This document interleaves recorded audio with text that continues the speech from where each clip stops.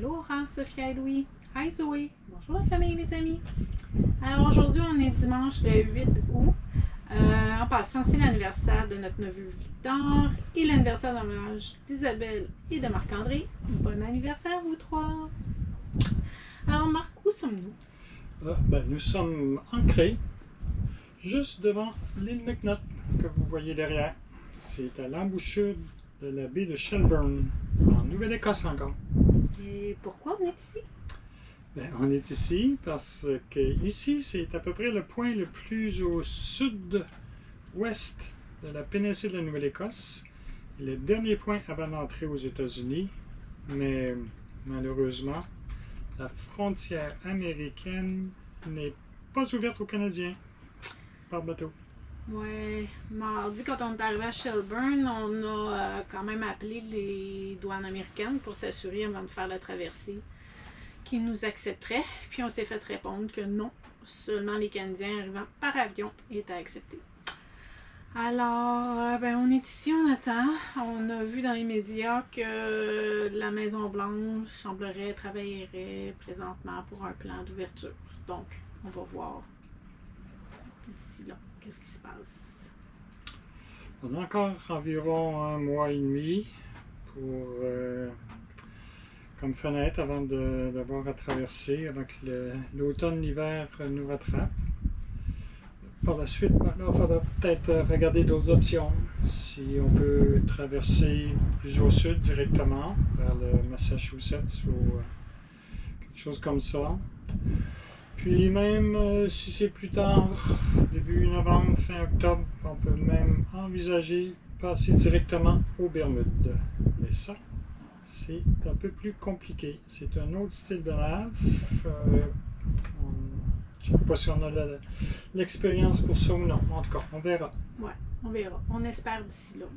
Fait qu'en attendant, on a profité pour faire quelques petites commandes de pièces. Oui, c'est ça. La balancine, la manille qui retient la balancine sur la baume. La balancine, c'est le cordage qui retient la baume quand la voile est plus là, pour pas que la baume tombe sur le bimini. Donc, le manillon de la manille, le manillon, c'est la petite tige, est parti, ça s'est dévissé, puis maintenant, elle navigue de ses propres ailes.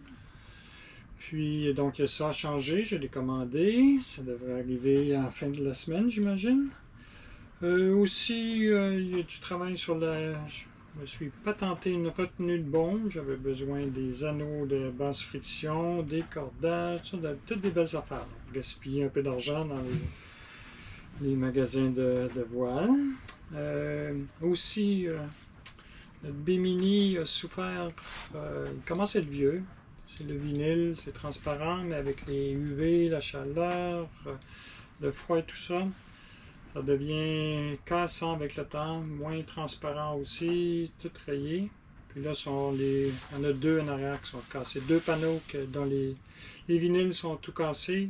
Donc, on va réparer ça. Il y a une dame à Shelburne qui a commandé des vinyles pour nous, qui est équipée avec une machine à coudre pour travailler ça, qui va nous faire ça la semaine prochaine. J'imagine, en fin de la semaine, nous sera aussi.